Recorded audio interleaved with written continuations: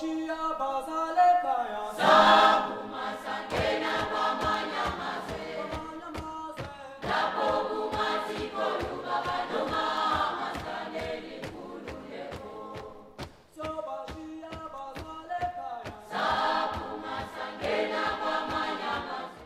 16 for us started quite early because it was in sometime November 1975 when we saw this headline on the Sunday Times, and we sat on the stairs before going home and we just paged through. But there it was, boom, Afrikaans to be introduced as a medium of instruction. And I thought it was very strange at the time, given our own history as Afrikaners, where we fought against the English for precisely the same reason. We defined ourselves as the Action Committee, and we appointed Tsietsi Mashinini to be the chairperson of the Action Committee. Now, the decisions taken by the Action Committee was that we were going to march, and that the march was going to be peaceful. So we started chanting Amandla, started singing freedom songs.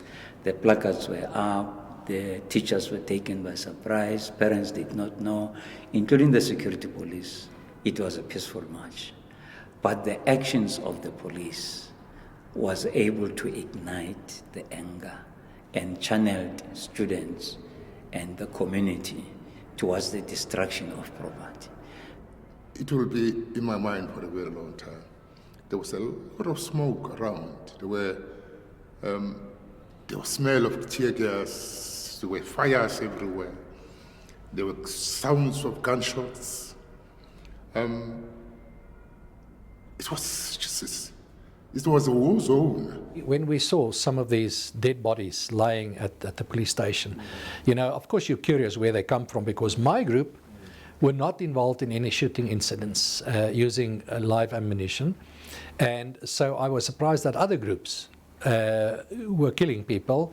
And I thought perhaps they were just unfortunate enough that they were caught up in situations that were different from mine. But then I was told, now I have no proof for this, but I was told that there were other people there responsible for the shooting. Okay, subsequent to the 1976 explosion, the following days, unrest continued throughout, and it spread across to the neighboring townships and eventually throughout the country. I can remember very, very clearly the riots we had at a little town called Watervalboven. Even Watervalboven and places where I have a personal interest, Harry Smith, 42nd Hill, it was up in flames. Just like the winds of change blowing across Africa. But blowing across Southern Africa, there is nothing that we can do. Of course, it changed the face of South Africa. You see, I always say, although there was resistance before 76, what the kids did really, it's almost like the fees must fall moment. What they did was to do what adults couldn't do, to take on the system, without arms, nothing. Just go to the streets and say we are refusing Africans to be imposed on us, and then they rejected apartheid and they marched. The police killed them, which was a big mistake, and then it just spiraled throughout the country. And from there on, since June 16, South Africa was never the same again. The fear against apartheid and its power and its wrath and violence went out of the window. June the 16th, actually, in a modern history of South Africa, became almost an epoch-making moment. You can almost say there couldn't have been the present resolution in 1994 without June the 16th happening, because it is June the 16th that actually unleashed a new energy to the struggle, where young people then went back and swelled up the ranks of the liberation movement and gave it new energy in order to drive the momentum for liberation. There may be different interpretations of this from different perspectives, but those of us that were part of the struggle would say that it certainly, without the June the 16th, may well not have been a 1994. The youth of 1976, they are also defined as a lost generation. But we are saying they are not a lost generation. It is the generation that came when their nation needed them most. They presented themselves forward. When the clarion call was blown, they presented themselves in order to serve their own country. I think we formed the Student Representative Council, the SSRC, which was, I think the first president was then Monzesi. Then we continued to then mobilize for free education, away with Bantu education, equal education, and built networks with students around Soweto, sort of became leaders of the students' movement at that point in time. I was working underground, helping the student out of the country. I worked with a student. I was then arrested at the border gate of Swaziland when it was my turn now to leave the country. We were taken to Amsterdam police in the border gate of Swaziland, and also Krugersdorp prison. I was tortured there. I couldn't walk, I couldn't speak. I was taken to John Foster Square, 10th floor. When they took me to John Foster Square, they arrested my mom.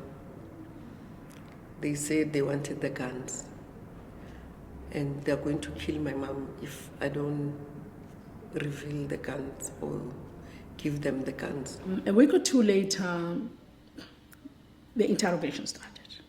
Sure, I thought, okay, now this is serious. Interrogation started. We were asked about SACC. We were then asked about whether we worked for the ANC. I remember for 2 weeks in succession, days in succession, every day I would be picked up from my cell, go up to the 9th floor, get electrocuted, get beaten up. Just pray that this finishes and we go back to ourselves. I was in solitary confinement in Pretoria Maximum Prison, and we were supposed to be hanged, the 12 of us, because then we were called terrorists. I believe that we've been part of a system, an evil system, and we did not realize it while we were in it. We just did what we thought was right. I mean, I grew up thinking that was the way it's done, going to an all-white school, all-white church, all-white neighborhood. And I really think a lot of white people feel ashamed about some of the things that have happened in the past, and they don't want to talk about it. Some of them feel let down, some of them feel angry. The June the 16th reconciliation moment comes out of our commitment to creating the platform for reconciliation. It is where people like Peter Bezuidenhout, whom you'll probably meet and interview, who was a former conscript under the old apartheid regime. And conscripts were conscripted for a year or two to be in the army, and then the all-white males were supposed to do this. And then, of course, after that, they go back to become civilians as normal. But during this time, they participated in, at least in the institution that was responsible for the enforcement of, if not exacting it directly, but their very presence was perceived as a way of ensuring that the will of the apartheid regime is carried out. I think what is unique for me about the conscript generation is that they are saying they don't want their grandchildren to live in the South Africa they lived through. And they say grandchildren because their children are almost adults now, so they emphasize on grandchildren.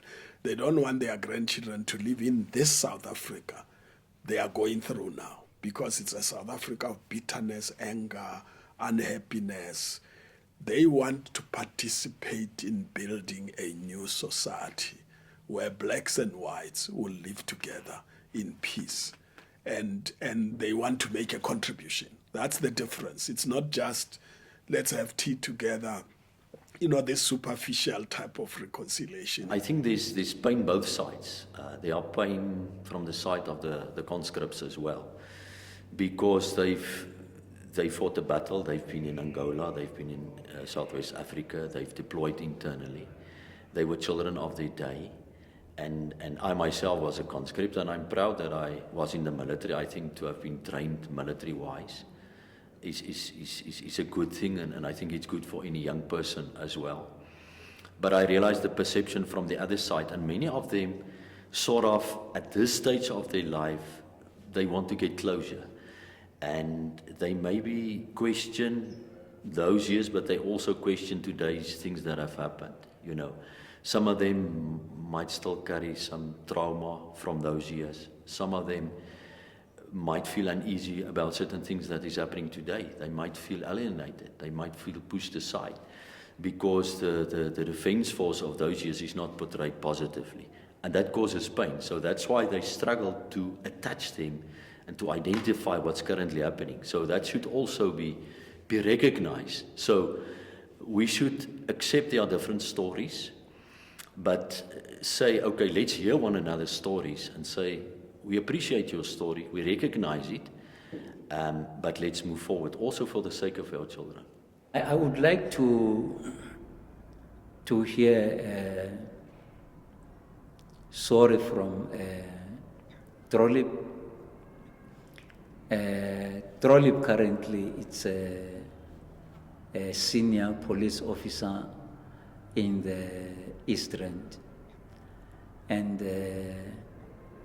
I would like to hear sorry from Grobler. Is also a police officer, and Strubeck as well. I would like to meet him and have discussions with him, because the last time we met, I was taken aback and I couldn't be able to express myself. And then he said to me, Umden, you must understand, Umden. He remembered everything about me. We didn't do what we did because we liked it. We did what we did because we were working. That was werk, je moest verstaan. Ons het net gewerk. En as ek nou vir die ander government werk, ek sal werk vir die ander government. And so on. I will work for your government.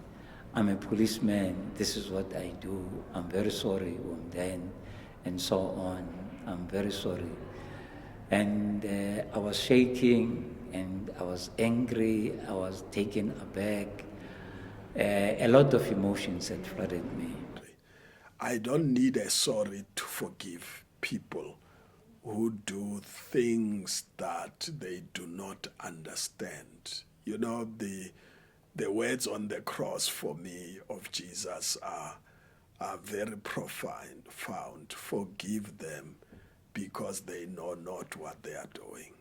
And some of those Afrikaners, the deacon of my church who supervised my torture, he believed it. It's not like he was pretending. It's not like he was just evil. He believed it. He believed he was right. In my view, the starting point is reconcile with yourself. A person who has not reconciled with themselves finds it very difficult to reconcile with anybody else.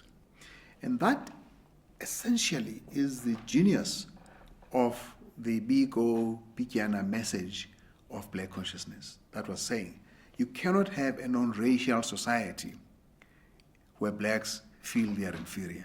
Because you can have a multiracial, but not non-racial. In other words, it can only be non-racial because every race group is content with itself and is able to recognize the next on an equal footing. And it is this that, that makes Nelson Mandela say that you ought to be with others in a way that makes them feel the best they can be. Mandela came out of prison after 27 years, and he still shook hands with his perpetrators. So we learned from Jesus Christ, we learned from Mandela. So it was no use, because the more you hurting, the more you remember whatever happened to you, the more you become suppressed. As they were torturing me, I realized that they are actually, like me, children of God, and that they need us to humanize them, to restore their human values. They have lost them because of the system they serve. That's true. And what we're talking about here is, how do you get people to shred that inhuman value system that was given by a system that brought them up, in order to adopt a new value system that can actually build all of us together? That is a huge task. It's not something you do just one incident. It is something that says, how differently are we going to be as a community? And so it's a humanization. Of course, Steve Biko says there is this gift that Africa will give to the rest of the world, a more human face. I really think we maybe moved a bit too fast after the 94 elections, and we thought that we were healed and we had the Truth and Reconciliation Commission. But I think the normal South African, we did not stand still and reflect a little bit on the past and sat around tables from different tribes and colours and cultures and just got to know one another. And so the campaign is to say, let us all deal with our woundedness. Let us look at ourselves. Let's have our introspection. Counseling if necessary. And I don't know how you can do a whole national counseling all at once, but there has to be some way in which we create symbols, we create occasions, cathartic occasions that make people feel, that's ministering to me. That's making me feel better about myself. That makes me feel better about the woundedness that I have. So soldiers carry wounds, they carry hurts, not all of them, but those that are still struggling. And I think what they need to hear is, it's okay, you are children of your time, you're welcome in the new South Africa, we honor you as soldiers, play a part in this current country. And I think if they can hear that message, it can maybe help them to transform their minds. And what the conscript generation is saying is, some of them are business people, by the way, some because they were conscripted and went back to society. Some of them have made money. Some of them have not made money, they remain soldiers. Some of them are highly skilled. And what they are saying is they are ready to come with their skills, capacity, and resources to participate in reconstructing this country so that we change the economic conditions of people to live in a normal way. There should always be a beginning. All rivers begin with a trickle down the mountain. And it takes people with a sense of what is right to do the right thing, regardless of whether there are many others or not so many others doing the same thing. And as more and more begin to find the right thing to do, the fact is, there can only be one South Africa. And to the extent that we hold the view that all citizens of this country belong together, we will fall together, we will rise together. We have no choice. And I think that's where the conscript generation story for me comes in. It's almost like completing the unfinished business of the TRC, the unfinished business of 1994, the unfinished business of Mandela. And I disagree with people who say Mandela sold us out. They mean me, because I was part of it. All of us were part of it. We didn't sell out. We made sure that we cross from self-destruction to a peaceful country. Batuluka Mozambique,